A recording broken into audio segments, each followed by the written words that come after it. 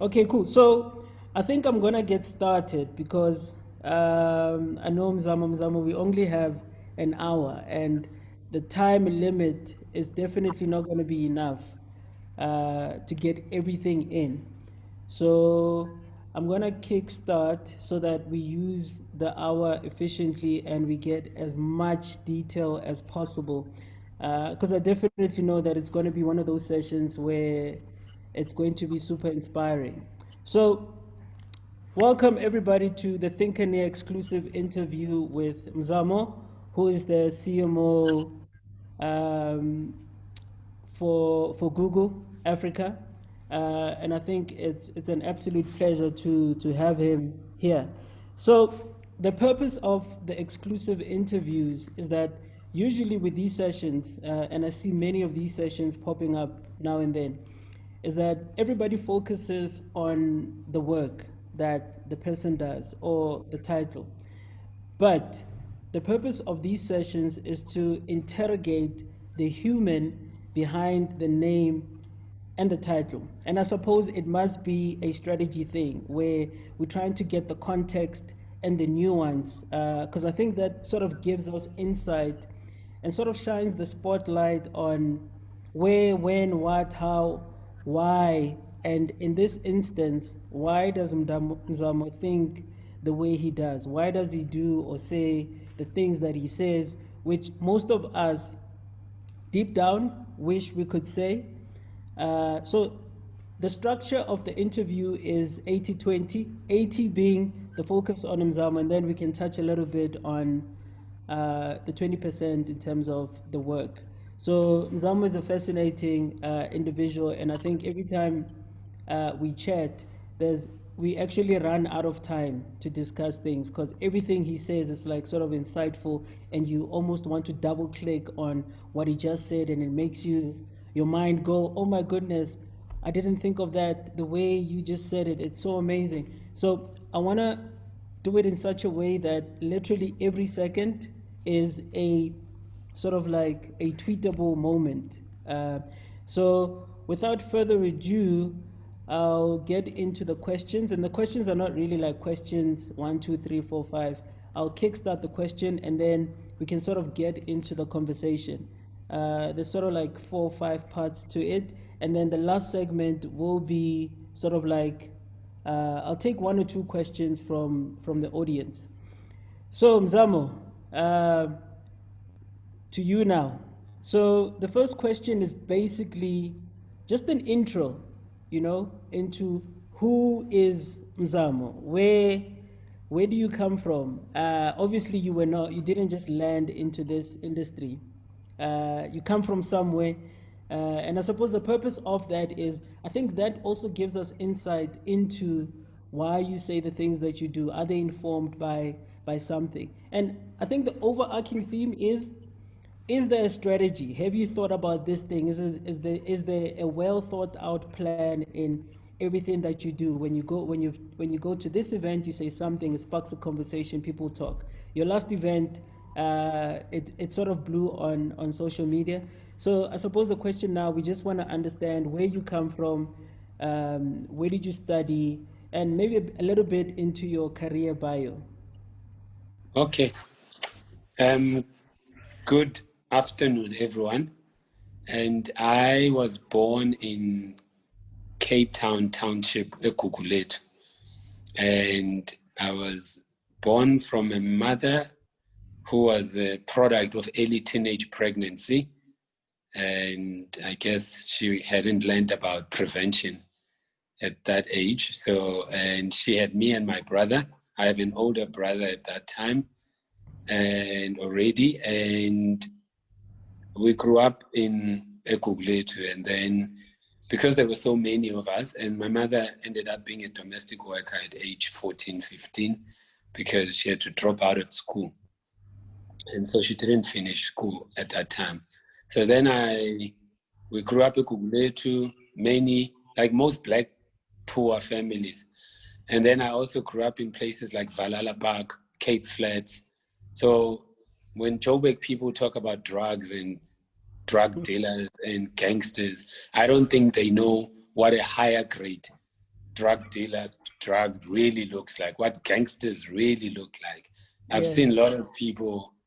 I grew up in gangster wars. So I've seen someone's head on a broomstick being paraded by a gangster. So that's not something a child should see. That's Yeah. trauma and wounding. That's stuff you should see in movies, but not in real life. But I've seen those things. And I grew up in gangster wars, whether it be Guguletu, Cape Flats, all of that. And then I was sent in a village, my brother and I, because they had to reduce numbers. And I mean, in a township home, there were too many of us. My mom has 5 sisters and a brother. Everyone has a child, minimum 2, 3. Then you add the grandparents, then you add the relatives that come from the village. Some of them you don't even know. They are distant relatives. And there's so many of us in this house, and you're sleeping on the floor most of the time anyway.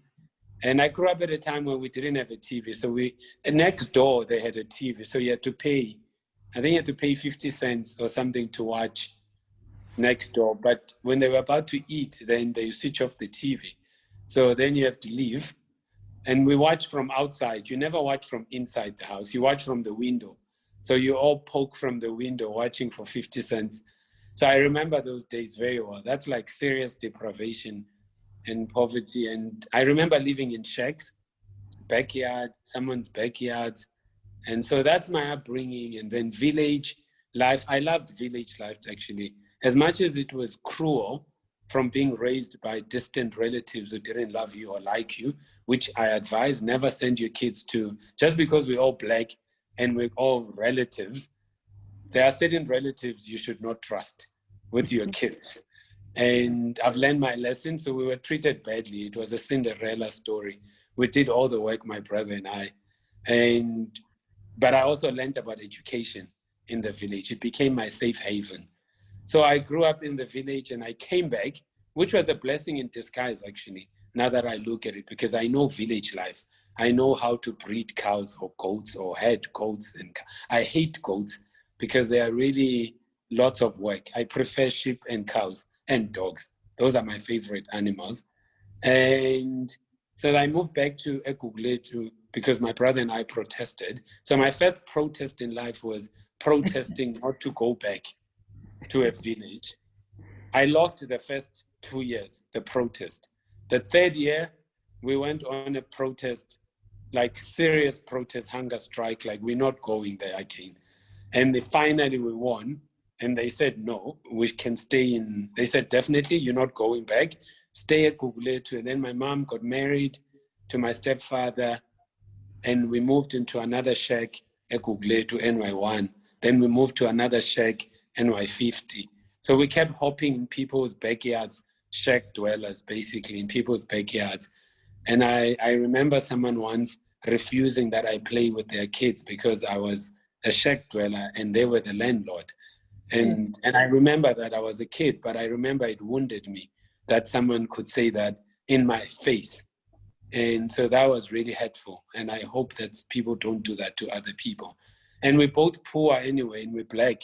Just because you live in a 4-room brick house and I live in a shack, it's just all relative poverty, but we're both poor. But they thought they were better than me. So I then grew up in Guguletu, then I moved to Khayelitsha.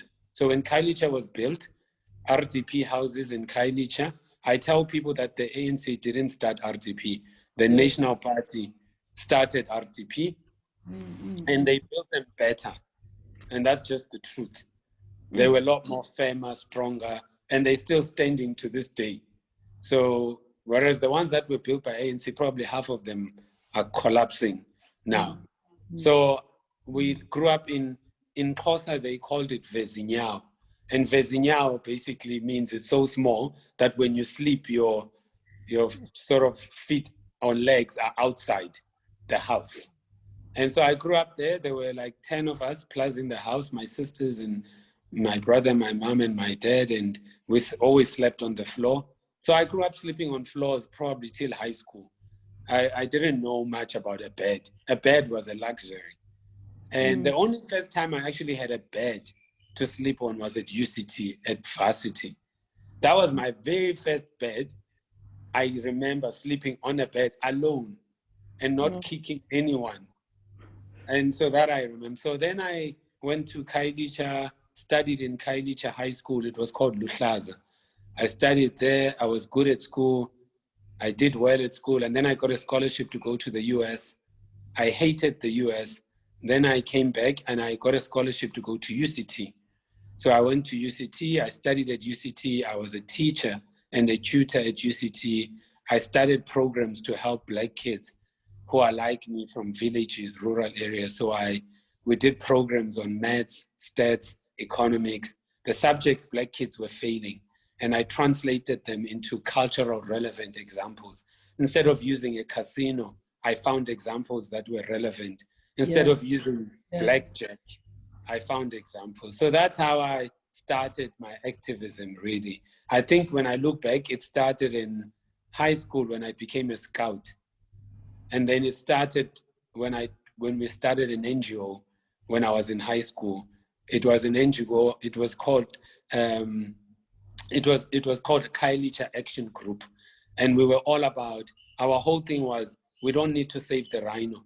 We are also endangered species. We are all about saving ourselves, our Black asses. That was just it. So I started there. So I guess activism started in. I'm not a political activist. I'm a social activist. Like I don't think the things I'm passionate about have political solutions. I think the things I'm passionate about have social, humane solutions or intellectual solutions, but not political solutions. That's why I've never bothered with politics. I have very low trust sometimes with politicians and politics. And so I did that. And I basically then I went to UCT, did the NGOs, did scouts. I was a scout actually till became a scout master and a scout leader, troop leader. I have a Springbok scout colors. So I know scouts a lot. I know mountaineering, climbing mountains, all that stuff that we thought were white people stuff. Yeah. I learned in Scout that white people don't have a monopoly or trademark or patent over anything. They don't have a monopoly, trademark, or patent over climbing a mountain. Our ancestors climbed mountains for centuries. So no one now can come back and say they have a patent on mountaineering or climbing. So I knew that now when I was, even compass. I didn't have a compass earlier on as a scout, but I knew how to read looking up, which is something our ancestors used to do anyway. So there's nothing really new for me that actually I would say white people claim that they've invented or they have a trademark or patent. So scouts helped me. Running an NGO at a young age helped me. And then UCT developing a program that never existed to teach other Black kids to learn about economics using their cultural context. I remember once I attended a class where they taught us about utility theory and they used pizza. And at that time, I've never eaten pizza. So in that whole class, I was trying to picture what pizza looks like, how it tastes like, and I missed the whole module and I didn't understand utility theory. So I decided that I'm actually going to go back and think about utility theory like tribe or fat cooks or smile or samp and beans. Use food that I know Black people know and then explain utility theory in their context, not in a foreign or Western cultural context. And that helped a lot. So we saw pass rates increasing. So then I fell in love with teaching. Then I became a teacher at a young age at UCT. I used to teach on winter school, summer school, all the Black kids basically failing. I was the one who would be grabbing them for winter school, summer school, so that they can finish their degree in record time, or at least add another year only. Not like the SRC members where you do a degree for 8 years or 10 years. And so that was the thing. So that's how I really started. Like that's where my life started. Okay, cool. So I remember there's a story you told about you being a lecturer walking in, and then the class just assuming you were part of the students. And I sort of loved how you handled that situation where at first you didn't expose who you were. Do Yeah. you mind just telling us about that story? Yeah, because at UCT, when I started lecturing, especially when I became a full-time lecturer, there were no black lecturers in commerce, especially commerce science. You found black lecturers in social science. So when you went to philosophy, anthropology, maybe psychology or language, there you will find, or social worker, all of that, you will find black lecturers. There were few even there at UCT, but then commerce, engineering, science, you didn't really have black lecturers. So I was the only one in commerce or management studies at the time. And by the way, that's not something to be proud of, because Mm, that's actually weird and it shouldn't be so. And mm. so I went to the class, and there's the white students were sitting in front. When I stood up and I went in front, one of them said, "Don't joke, sit down. The lecturer is coming." And I was saying then I looked at him and I was like, okay, I can see that they are seriously filled with ignorance and prejudice, but it's mostly ignorance. So I then started a conversation with them on how do you tell someone is a lecturer? How do you know? What criteria do you use? And so when I started going in that debate, I think one or two of them, it clicked that actually their criteria is flawed and it's actually biased and it's actually based on white, male, old lecturer and professor. And they don't have another dimension or another approach to think about what a lecturer looks like except white, male, old with gray beard. So we started having this debate and discussion, and then I started lecturing, and then I started making sure that I know my stuff. And even when they send their parents to come and interrogate me for meetings to see if I know what I'm talking about, and they kind of knew that I knew what I was talking about, because I only started lecturing full time when I came back from Unilever. So I was already a marketing director. I had already been a head of consumer insights for Africa. I knew marketing, I knew consumer insights, I knew data analytics, I knew market research, I knew about media, I knew about brand management, launching, relaunching. So I was not talking from theory. I was Yeah, talking from things I've done. So I was more qualified and overqualified than some of the white lecturers who were there. Majority have never worked, and majority only know the theory, but not the practice. So I was confident enough that I knew my stuff. And actually, I felt like I was underpaid anyway, and I knew more than what was happening. So that's how I kind of dealt with it. I dealt with it by challenging and unstereotyping kids. And I think it also helped the black kids who were few to see someone black who knows their stuff, who's confident to speak back to white people, who's confident to speak back to white kids and tell them to fuck off the class or leave the class if they are being noisy or disrespectful, and even tell them to fuck off and go tell the dean, or go bring their parents if they want to.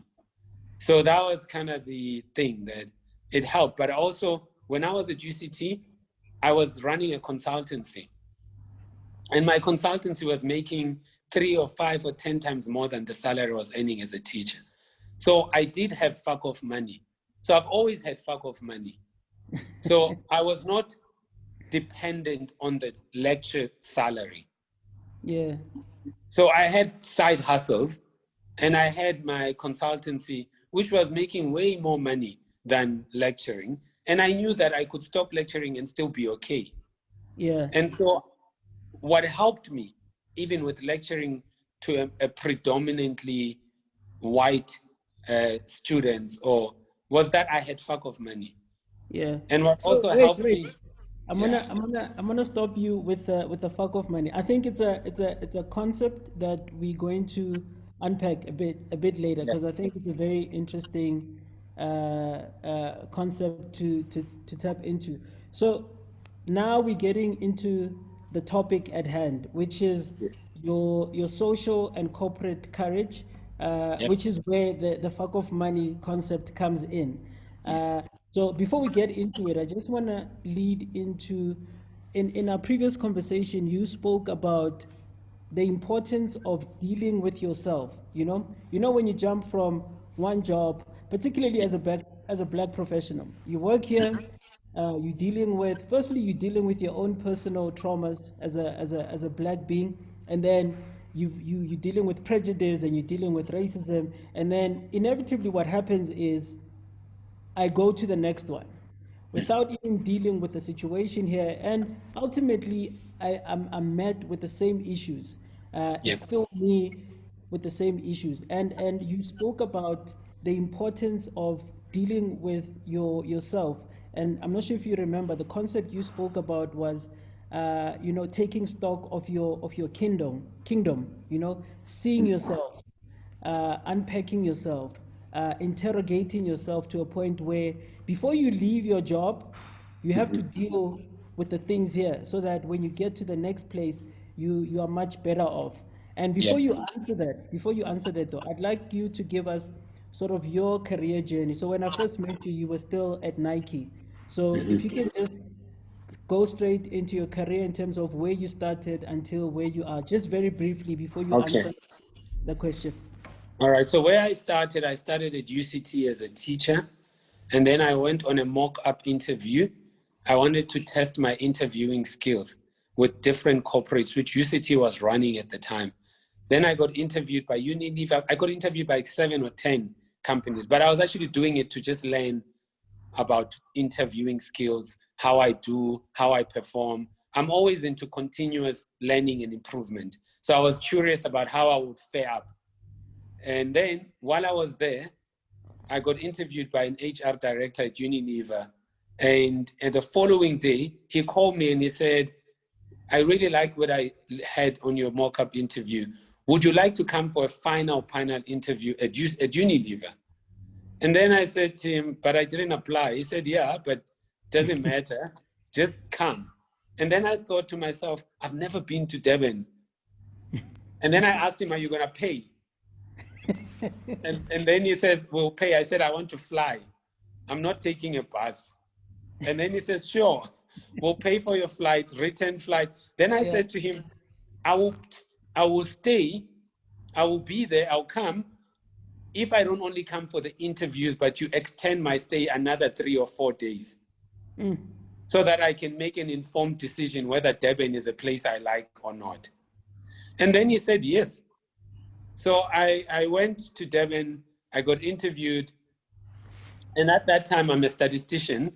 I've qualified. I'm a statistician by training. Sorry. I just have this urge to interrupt you. So for me, what you're saying, for me, what sticks out is the ability to negotiate yourself. Because I Yes, think most of the things we struggle with is, even when it comes to salaries and all these sort of things, we struggle, yeah, we always want to attach the value of what we bring to the table to our struggle. So we yes, want an extra 3,000 so that we can be able to feed, versus where you were speaking at was based on your value and your self-awareness in terms of how yes. you view yourself, that okay, I want this, which I think is very important. Sorry, I Yeah, just needed to you're say. right. It's very important when you go into things to know what's in it for me. What do I want? What will make this a win-win for me? Don't worry about the company. The company knows what it wants anyway. It knows what win-win for it looks like. You need to know what win for you will look like and feel like. And you need to be very selfish. And I learned this, by the way, I didn't learn this in South Africa. I learned this when I was in the US and I was hanging around with African Americans at Howard University, and they were more bolder than me. And I was hanging out with Nigerians. And I love Nigerians because they taught me a lot about confidence and outspokenness. So I didn't learn outspokenness with South Africans. I learned it mostly with Nigerians and African Americans. They're the ones who passed it on to me to say, if you don't ask, you don't get. Just ask. What do you have to lose? And then they will make an example, for example, with me. They will say, when you see a lady you like, the only way you know she will go out with you is you ask. Yeah. And And the only thing she will say is yes, maybe, no. That's it. And you're not going to die. The sun's going to come out again. You're still going to inhale oxygen. Maybe you might be brokenhearted, but your ego will be brokenhearted, not your heart. Your ego will be brokenhearted, but you get over it. And life goes on. So they taught me, and I was 16, 17 when I learned that in the US. So I brought it with me. And I was already an angry black by that time at 16, 17. So when the gentleman asked at Unilever, I just asked. And I was taking chances. I knew that he might say no. I mean, if he says no, so what? And so then I worked at Unilever as a statistician. And the thing is, I also knew, I heard from the grapevine that they were looking for statistical researchers, but there were not a many. I was the only black one in that group because I asked, how many people in that group? What are their degrees? And then I got to know that I'm the only statistician. So what are the chances of me not getting the job? So I had already hedged my bets that I think I'm important to them. So that's when I started. I was a researcher. I did market research. I did consumer insights. I did data analytics and media analytics. I did all the Nielsen graph analytics, all the media analytics to measure media effectiveness, media buying, media trade, all of that. And then until I became head of consumer insights for Africa, Unilever, then I decided I don't want to be in insights forever. So I then moved to general management. I didn't want to be a specialist. So you must always, with your career, think specialist, think generalist. I wanted to be a generalist. But I also love being a specialist. So I moved into general management, and I took a title cut. So I moved one level, 2 levels lower than the level I was in, and I became a brand manager. I was a brand manager, senior brand manager. Then I became a marketing manager. I became a marketing director. Then I was like, okay, now I have insights. I have marketing. Then I did media. Then I was head of media because now I knew that I knew what marketing brand management is. I know what insights is. Let me now do media. Then I left Unilever. After I've done all of those 3 things, then I felt like I was solid now in media, insights, market research, consumer behavior. I was solid on quantitative research, qualitative research, and then I was solid on marketing, market launch, relaunch, campaigns, P&L, all of that, market share. I knew that, all of it. Then I left to go teach and run my own consultancy. And I was running my consultancy using the 3 things I had at Unilever, which was brand management, insights, and media. That's what I was doing in my consultancy.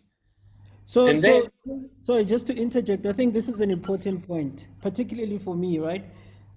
So people would often ask me whether should they go to corporate or advertising, and my argument is always that with advertising, when you work for an agency, particularly as a strategist, right, you get exposed to multiple industries. So I might work on a brand that is automotive, and then I might work in pharmaceutical. So in that sense, I think from an advertising point of view, you become the generalist in that sense, where you know about beauty, you know about technology, you know about pharmaceutical, which is why I love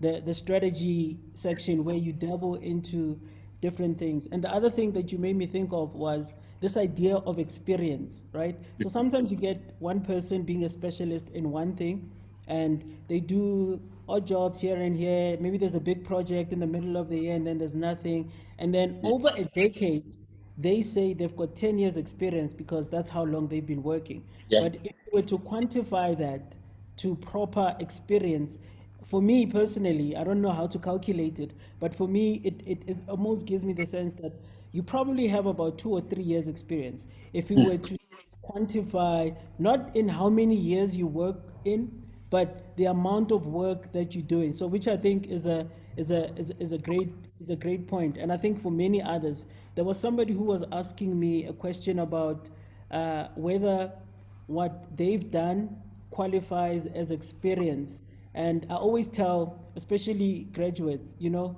and I loved your point about using our own context and background as case studies and as examples. So I always say, if you've done something that's experience, all you need to do is just frame it within the you know, the working environment. Yeah. So people say, hey, I haven't studied, or I haven't studied at Vega, I studied there, or and then I worked here and here. So I always encourage people to frame their experience within the thing that they want to do. You know, Yeah. you can't frame it and make it say what it's meant to say. Sorry to interject. Yeah. I actually, what you're saying now is, I always tell people that in your career, you must have depth and you must have breadth. And then in your career, you must think, do you want to be a specialist or do you want to be a generalist? Whether you are a specialist or whether you are a generalist, let's say in your case, you're a strategist. So I will consider you a specialist. But within strategy, then you must have breadth and you must have depth.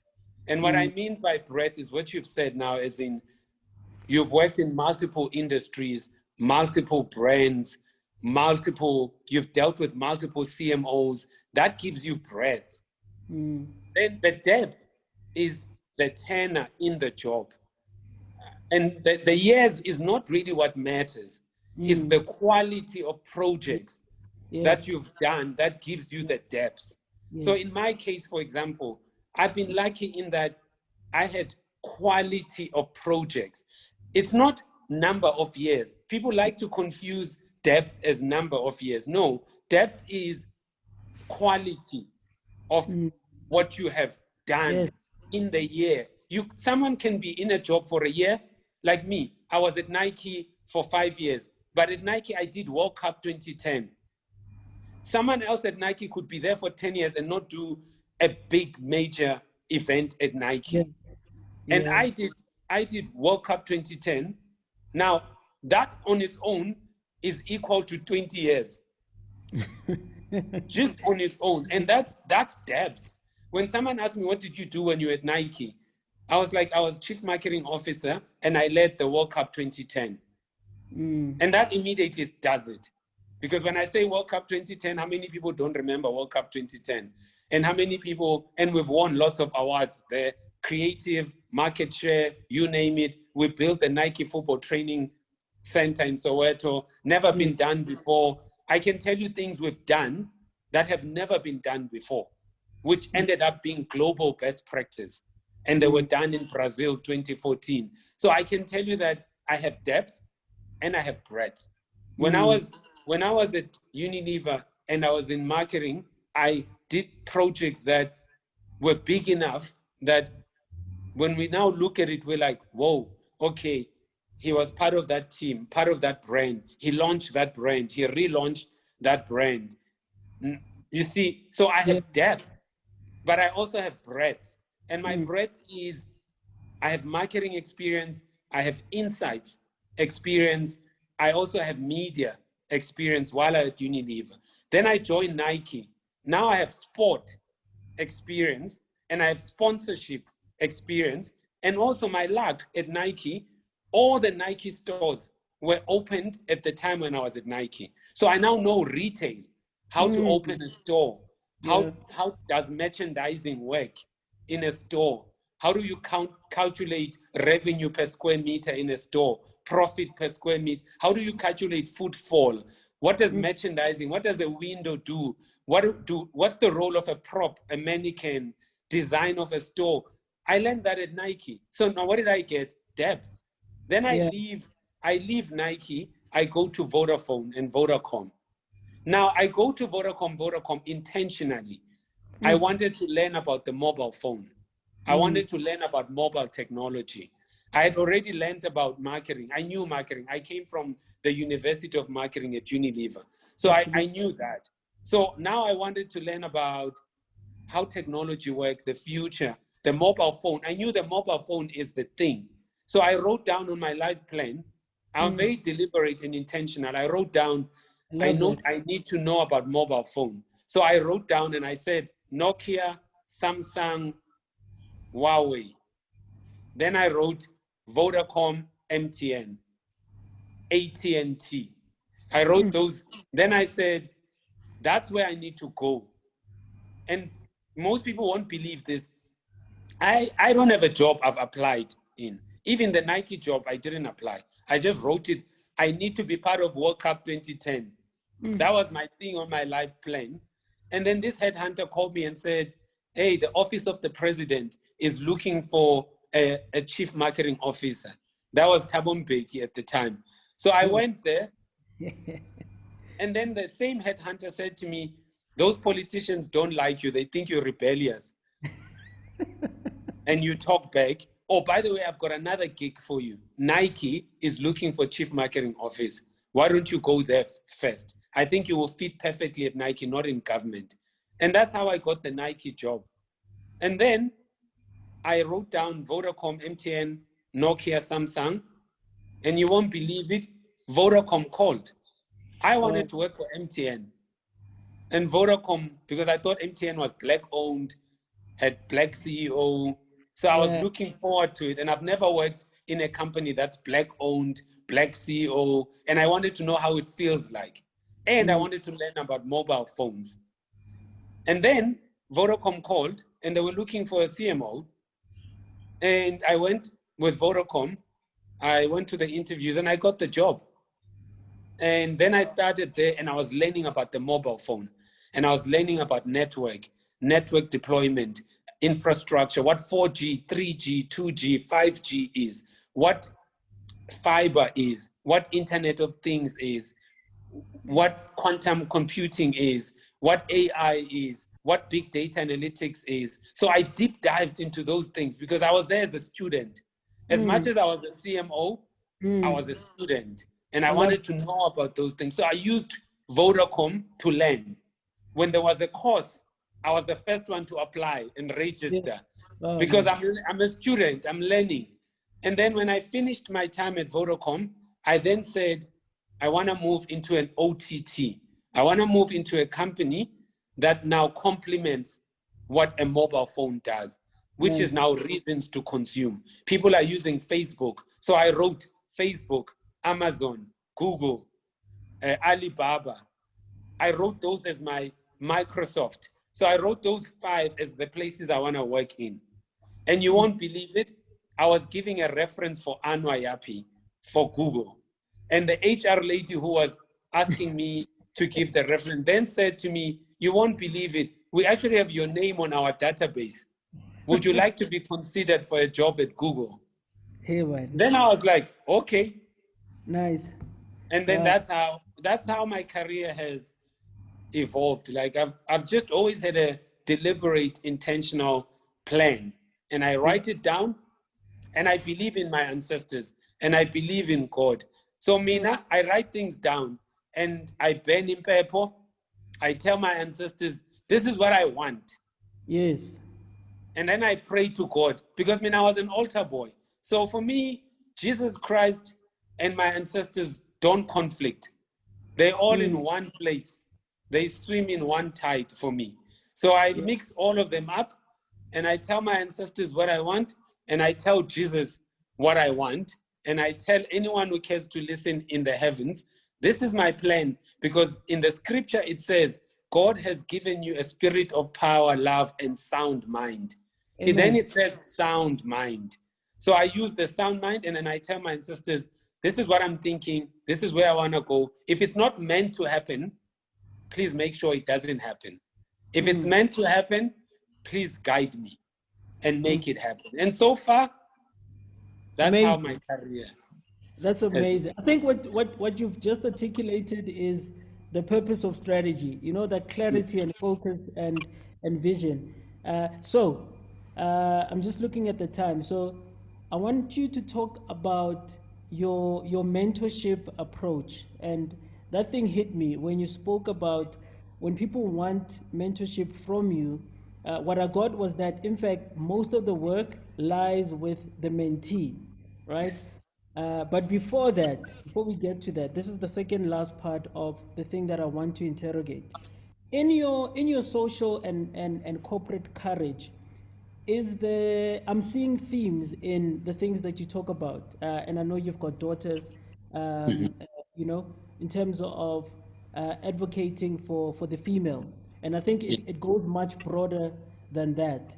So it's sort of like a double pronged question in terms of what are your core pillars, if there are pillars, or if there are, you know, Mhm. key sort of like focus areas where you're passionate about. These are the things, the three buttons that you always push, whether it's advocating for the black body to be recognized or the female compensation.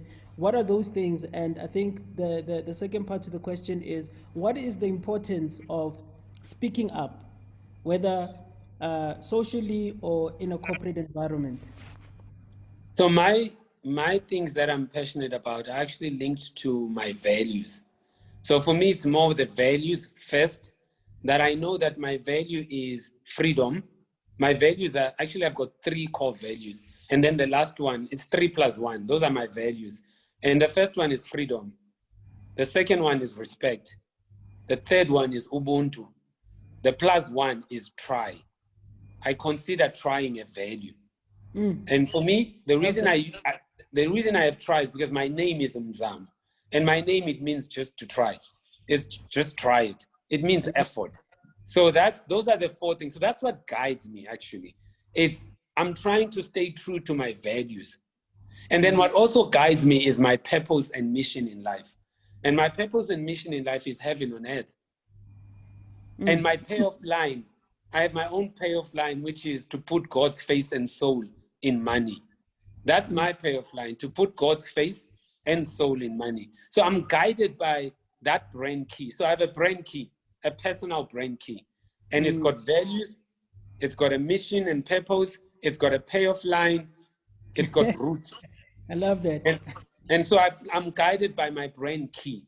So I use that brain key all the time. So when I'm about to do things, I go back to my personal brain key and I say, who am I? What are my roots? I know what my roots are, the things I'm passionate about, which are all linked to freedom, which are all linked to respect. So most people, by the way, the topics I'm passionate about, which is diversity, equity, and inclusion, that's a topic I'm passionate about. The topic I'm passionate about is behavioral science and using grounding things on data and science and not just emotion only. It's grounding them on data analytics, grounding them on behavioral science, grounding them on academic. Think, read, watch videos, listen to podcasts, really do the work. Don't just talk from knowing nothing. Talk from depth. Know your stuff so that you can back it, you can defend it, you can justify it. So I ground it on those things. So and then the third thing is I have daughters. So I ground it on equality, gender equality, because I want my kids, when they ask me, what did you do to become part of the solution? I need to be able to answer that. And if I can't answer that, then I've failed my daughters. And I have 8 sisters. I have lots of sisters and I have a mother. And I want them to ask me the questions and I want to be able to answer. So my topics really are always, most people can see that I'm either going to be talking about marketing, but I'll be talking marketing in the context of behavioral science and in the context of data analytics, in the context, I will still ground my marketing things on data. So I'll present and say to you, actually, according to research, because I'm a researcher at heart, or I'm an academic at heart, so I'll ground it on that. Then I'll talk about transformation. Because for me, I'm actually not talking about transformation, I'm talking about freedom. In my world, it's actually not transformation. And another thing for me, I am actually, in all honesty, I am not fighting for Black people. Most people think I'm fighting for Black people. I've tried to do that earlier on in my career, and the Black people left me hanging all by myself. And I was thinking I'm a comrade with the crew, and the crew left me hanging. And from that day on, I made a decision to fight for the things I believe in. And if they so happen to help other people, that's a bonus. If Black people identify or Black women identify with it, that's a bonus. But that's actually not my fight. My fight is the things I believe in. Wow.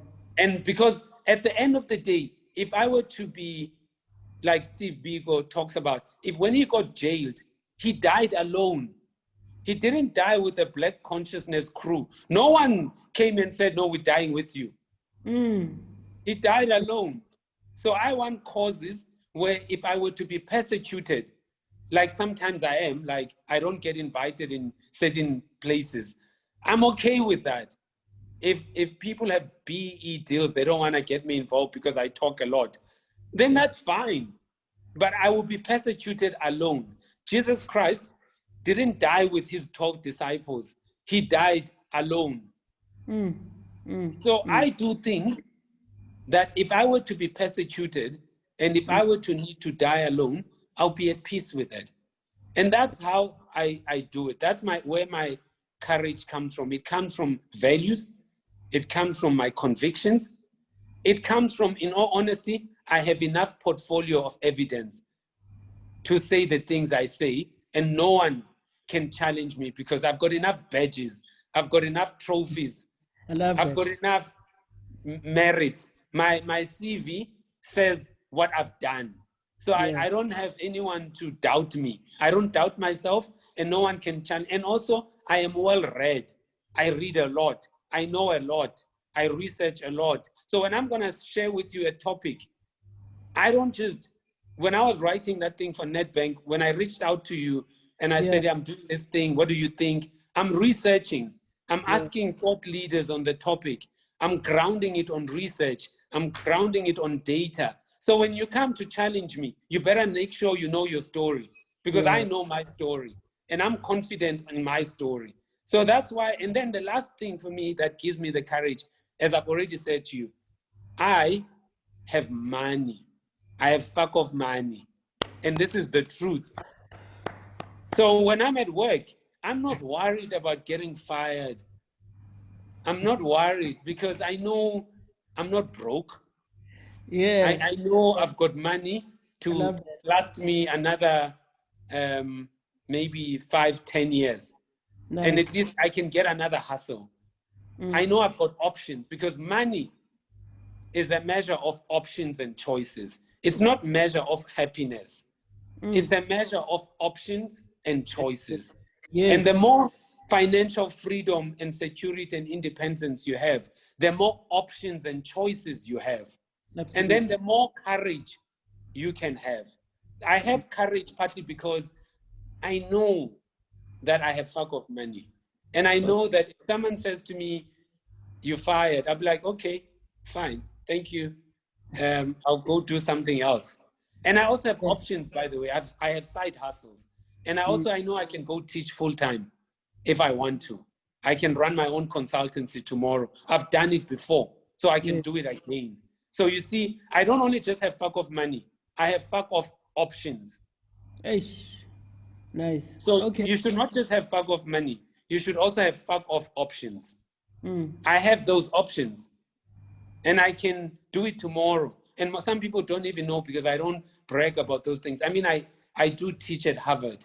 I can even lecture at Harvard. So when someone tells me that I can't lecture at UJ, I'll be like, who are you? I mean, if I can lecture at Harvard, why I can't lecture at UJ? Why I can't lecture at UCT? You see so I have options just as much as I have a cushion on money as well. So I've got a couple of questions. I hope the question that is here is what you've said now. So Lebogang Ditswene asked the question, where does the confidence come from? And I suppose this idea of fuck off options and fuck off money sort of answers that. I don't know if you want to answer that. And then Victor, I can add to it that it also comes from the work I've done on self-awareness. Because when people come to me and say, mentor me, I give them exercises. So wait, please don't. That's the last section. That's the last section. So it comes from the work. So I've done the work. I've done a lot of work on who am I, where I come from, who's my family. So I've done the work. I've done therapy. I've done so much work. I still do therapy to this day. I've done a lot of work in trying to understand, who am I? What are my beliefs? What am I grounding myself on? What am I willing to die for? And once I've got that, that's actually where my courage comes from. And then I wrap it into things that are practical. Options and fuck off money. Fuck off options, fuck off money. Those are my practical things. And then I've got these higher order things, as in self-awareness, therapy, psychotherapy, go for healing. I do things. So I do work. Okay. That's where the courage comes from. Okay, that's amazing. And then we've got one question, but I don't want to spend too much time on this question. The one question I have is somebody, Victor Zigalala, is asking about your most exciting campaign, what it was, and what the results were. It's World Cup 2010. World Cup 2010. Okay, cool. So to close off, the list that you just mentioned in terms of mentorship, I think it's a powerful exercise personally to get into, because it speaks to the things that you just spoke about in terms of higher order self-awareness, all that stuff. And I think it's just when we spoke about it, it just blew my mind in terms of how much work is required to be done in sort of like in retrospect, so that when I move forward, I move forward with the confidence, and I'm able to make the correct decisions that are appropriate for me. So I'm a mentee. I want to be mentored by Mzamo. How does it work? Where do we start? Okay, so I start telling you that which you do not confront grows. Anything that you do not confront, wrestle, and rumble with grows. If you don't confront your family history, your past history, your trauma, your wounding, all of those things, they will stand in the way of your growth. And the only way to get there is through self-awareness. So I give you exercises that you need to do if you want me to mentor you. You have to do these exercises. They are not easy. They are not fun, but they are exercises that help you interrogate your soul, because you need to torture your soul to confess the truth about you. And I need you to do that, and you need to do the work. And if you're not willing to do the work, then don't come to me, because I don't want people who don't want to do the work. So the exercises I basically ask people to do, the three things that you're going to end up with, which are tools. It's going to be a brain key, a personal brain key. You're going to have a life plan, and you're going to have a money plan. These three things are the things I want you to have. So I don't do career mentoring. I like to do life mentoring, but not career. Then the exercises that you need to do is, the first one, I asked you to go do a family tree. I asked you to go and do a family tree, figure out where you come from, what are your family blessings and curses, and then figure out how you contribute to those curses and blessings, and what you've learned about your family lineage. The second thing I ask you to do is your health check. Go and do a proper, full health check, and do it properly. Know not just your own health check, also know what your family health history is. Because the healthier you are, the more productive you are. Most people don't realize that your career choices are also linked to your health choices. All these things are interdependent. The third thing then I ask you to do is money, budget. Show me your budget. And by the way, 95% of the people I mentor, when they start with me, their budgets are red. They are screwed up on money. They make poor money decisions. And by the way, when you are in debt, you are risk averse. You are career risk averse. You have no courage. You kiss ass because you are dependent on that paycheck. So you can't tell your boss to fuck off, because you are dependent on that paycheck. As soon as you get your money in order, you have more courage. You see so I ask you to do this. And then with money, I ask you to think about 5 things with money. Earn as much as you can. How many hustles do you have? You can't have one hustle. You must have many money hustles, earning hustles. Then you must put a plan in place, how you're going to earn as much as you can. The second thing, invest as much as you can. That's invest for long term. Because you need to have long term, retirement, all of that. Because you can't be old and broke. That's not fun. The third thing, you need to save. Save for short-term stuff. Life is short. What are your bucket lists? Save for it. If you can't pay for it cash, you can't afford it. And that's the rule I apply. The fourth thing, you must give as much as you can. If you believe in tithing, I believe in 10%, 20% tithing, but I don't give it to church because I'm not a church goer. So I created an NGO and I give my 10, 20% money to the NGO, and we focus on education. And I go into townships and rural areas and I find gifted kids who need to be, their school fees paid, their uniform paid, or who needs to be moved from a bad school to a Model C or private school, and I pay in full. I've got kids now who have moved from primary to university, and I pay for them in full. So that's my giving. And then spend. And then you split your spend into needs and wants. You first spend on needs, and then you spend on wants. That's how I structure people on money. Then we must have a money plan that covers those 5 themes. And it's an action plan. Then the other thing I ask you to do is therapy. You need to go to therapy.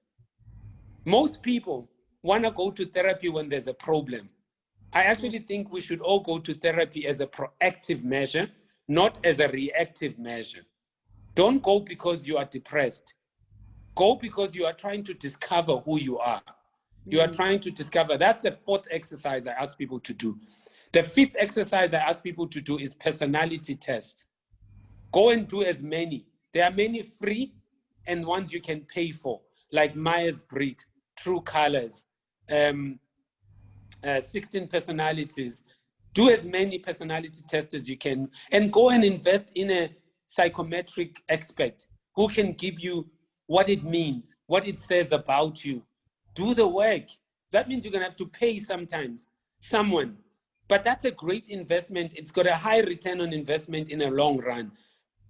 Then if it means you pay, then stop drinking, stop smoking, take that money and pay a therapist, take that money and pay a psychometrist to help you, a trained psychometrist. So I give you some of those exercises. Then the last exercises I ask you to do is ask 10 people or 5 who know you so well and who are brutal and honest, and ask them 3 things. What do you need to stop doing? What do you need to start doing? What do you need to continue doing? And then you do all those exercises. When you're done, you come to me and we go through the data. You see, now you've got data. Yes. And now we can use the data Love to that. glean insights about you. And then from that data, we will develop your brain key. We will develop your life plan. I love that. And then we will develop your money plan. And then I help you have those things. Once you have those things, then you can figure out who you need, what mentor you need, what coach you need, what sponsor you need. Then you can figure that out. And it might not even be me. It might be someone else. I might not be the right person for your life plan. And I might not be the right fit for your brain key. I might not be the right person for your money plan. And my job is just to get you to be more deliberate, intentional, and proactive about your life. And once we've done that, then you can go and do whatever you want with your life. That's how I run my mentorship programs. Wow. Hey. That's incredible. So, Oh, I don't have an age limit. You can come at any age, from primary, high school. I prefer when you're already in high school, varsity, started working. We can even do it when you're my age or even older than me. You're never late. My mother went back to school in her late 30s and finished high school in her late 30s. And she went to university in her 40s. And she did her degrees, 3 or 4 of them in her 40s. She did her master's in her age 50. My mother only qualified as a social worker in her 40s. So you're never late. Wow. The late is in your head, but you are never late. Absolutely. This is one of those awkward things where I don't even know how to end this thing, but because we have time limits, hey, we could talk for days. Maybe I should put you on the spot, Mzamo, and ask you for a part two, where Okay. we delve into these conversations much deeper. Because the one thing you just touched on now was, and I don't think people, or maybe not me personally, also, and I know you've got your mom as one of your paintings there, who's one of your heroes or heroines, which I think is a great thing to have Yeah. somebody who is your mother, somebody who gave birth to you, to Yes. put on the wall and say, "This is the person who inspires me." Yep. I think it's a great thing for us. You know, we're always looking outward. We're looking for Yep. guys who are doing amazing things, and here you have your mother who raised you. You saw the challenges, but she managed to go through those challenges, Yep. and I suppose that's where also your inspiration comes in to go. Yes. No man, if my mother can do that, what's stopping me? Cool. So, in the interest of time, and I think that's the only reason why this thing is coming to an end, I'd like to thank everybody who tuned in. Zamo, I think you very insightful and inspirational, and Thank you. making ourselves introspect about ourselves. And I think speaking to you mostly, I realized that everything is internal. It's Yes. me, how I Yeah. progress or don't progress, how I move. It's me. It's all me, which I think probably is one of the key takeouts for me. So I don't know I'm, if you have any parting shots. I can do this. Someone is asking for a session to break down. I don't have a book yet. I'm writing one, actually. I'm writing a book that covers all these things that we talked about on self-awareness, on things you Does need to think about when you think about a career. So I'm writing that. But I can still have a session. If Bohosi organizes it, we can have a session where I can break down all those things we talked about. I can break down what a brain key, what should be in a brain key, what Yeah, should be in a life plan, what should be in your money plan. Then I can explain to you why you need a therapist, why you need this. I can break it down in detail for you. And then when I have that book done, then you can just go get the book. And 100% of the proceeds of that book go to an NGO. So it's not even going to be me making money. It's just yeah, me sharing the knowledge. And for now, we can do another session online and go through in detail. And then I can talk about, or we can do 2 more sessions where I yeah, can first talk about this self-development, the inner work. Then the second session, I can tell you about what I now know about marketing, what works, what doesn't work. yeah. And I can tell you practically from reading and from doing it. So that's just be 2 sessions. Then after that, I would have poured everything probably, hopefully I know. And then you guys can then decide. Because unfortunately, I can't mentor everyone. Yeah, yeah, So we yeah. can use technology to democratize knowledge and mentorship. So let's use this platform. So if Bukhosi organizes the next one, we can do a 2-hour part 2, and then we'll go Nice. through self-development. Then we'll do another part 3. Then we'll go through marketing as I know it. That's the offer I give. Uh, done, done. We will plan for it.